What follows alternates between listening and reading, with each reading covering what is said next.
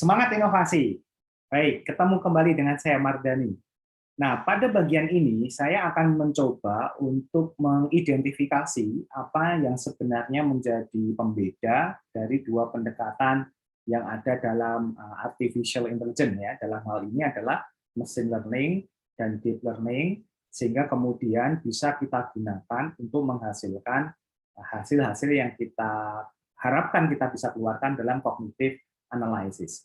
Nah, di gambar samping saya menunjukkan kita sama-sama punya input yang sama, tetapi pendekatannya berbeda.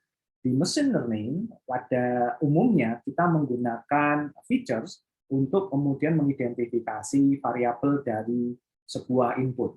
Kita bisa inputnya bisa macam-macam, bisa teks, bisa gambar, atau bisa apapun yang kita mau.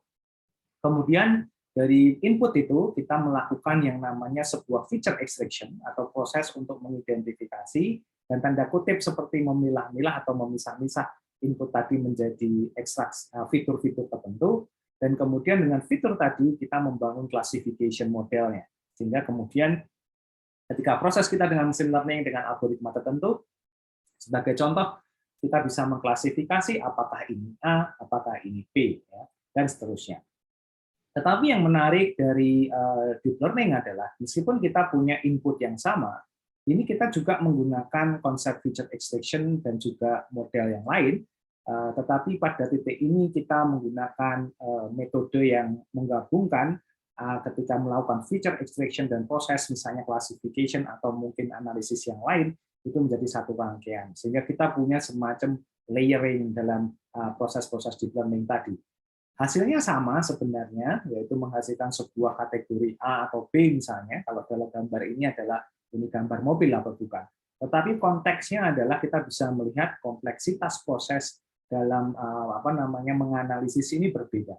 Nah, ini yang menjadi pembeda juga adalah nanti feature yang akan digunakan dalam proses klasifikasi misalnya atau proses analisis dalam machine learning dan deep learning itu juga pasti berbeda kompleksitasnya. Nah, ini menjadi menggambarkan bagaimana sebenarnya tantangan dan kompleksitas ketika kita melakukan sebuah proses cognitive analysis dengan menggunakan machine learning dan deep learning. Nah, kalau kita kemudian mencoba menggambarkannya jauh lebih kompleks lagi, maka kita akan memiliki sebuah bentuk pembeda ya antara machine learning dan deep learning. Di machine learning memang mostly menggunakan model algoritma yang sifatnya itu memang masih biasa ya. Dalam hal ini kita mengenal ada algoritma untuk mengklasifikasi semacam SVM, kemudian random forest, net bias, decision tree, bisa juga menggunakan logistic regression atau ensemble method. Tetapi kalau deep learning mostly menggunakan konsep neural network. Dalam hal ini mengedepankan input layer, kemudian akan punya hidden layer tertentu, sehingga kita akan punya output layer yang kita gunakan sebagai klasifikasi. Nah, dalam konteks ini kita juga sudah bisa melihat pembedanya dan kompleksitas dari kedua jenis pendekatan ini. Nah, khusus untuk deep learning sendiri, ketika kita bicara deep learning arsitekturnya, maka kita bisa mengenal bahwa deep learning arsitektur itu menggunakan basis neural network. Sama seperti machine learning sebenarnya yang kita sudah bahas sebelumnya, di deep learning kita juga punya supervised learning dan juga unsupervised learning. Ya. Di supervised learning kita akan menemukan metode convolutional neural network dan juga recurrent neural network. Di recurrent neural network kita juga punya yang namanya long short term memory atau LSTM dan juga gate recurrent unit. Ya. Kelompok ini biasanya algoritma-algoritma yang digunakan untuk supervised learning. Sementara kalau di unsupervised learning, kita akan menemui metode algoritma seperti self-organizing map, atau lebih dikenal sebagai SOM. Kemudian juga ada auto-encoders yang menggunakan, salah satunya menggunakan restricted Boltzmann machines. Ya. Nah, ini adalah landscape bagaimana sebuah pendekatan deep learning pun itu bisa didekati dengan pendekatan algoritma yang berbeda, dan masing-masing tentu saja memiliki kelebihan dan juga memiliki kelemahannya masing-masing. Kuncinya adalah bagaimana kita bisa mengetahui masing-masing algoritma ini dan kemudian mengimplementasikannya atau menggunakannya di case study yang tepat, sehingga hasilnya pun juga akurat. Nah, rekan-rekan sekalian, di deep learning algorithm itu digunakan untuk banyak hal ya. Jadi bisa mostly memang yang membutuhkan kompleksitas dari data dan variabel yang cukup kompleks ya, tidak linear begitu.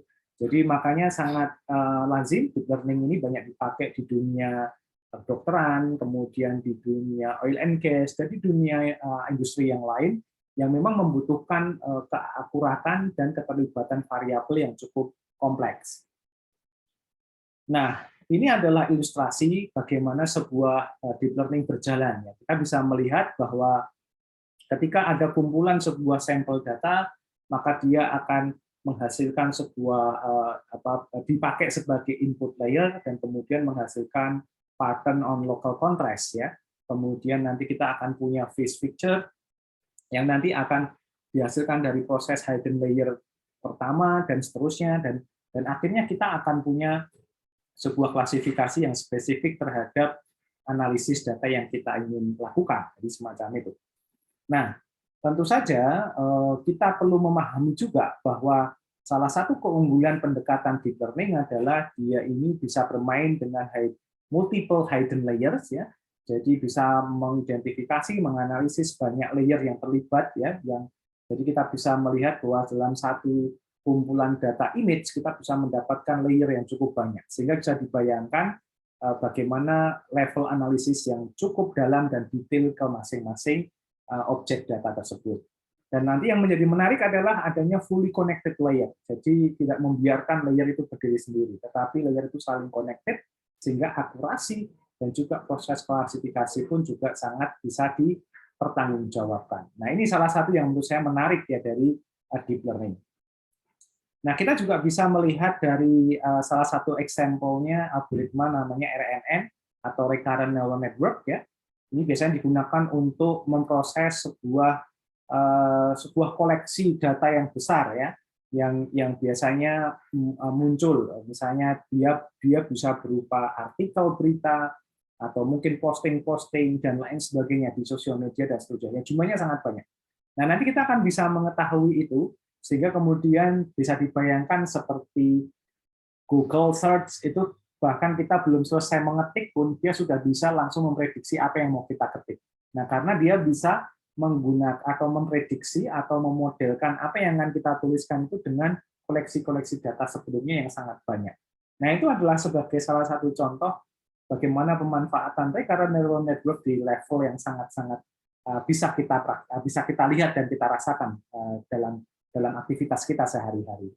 Dan kemudian ini adalah self-organizing map, ya, di mana dia menggunakan input layer tertentu, dan nanti secara otomatis atau secara self, nanti algoritma itu akan mengelompokkan dirinya sendiri dengan sangat baik, begitu ya. Sehingga kemudian ini akan menghasilkan sebuah kelompok-kelompok data yang memiliki keseragaman pola atau pattern atau variabel karakteristik yang ada dalam data tersebut.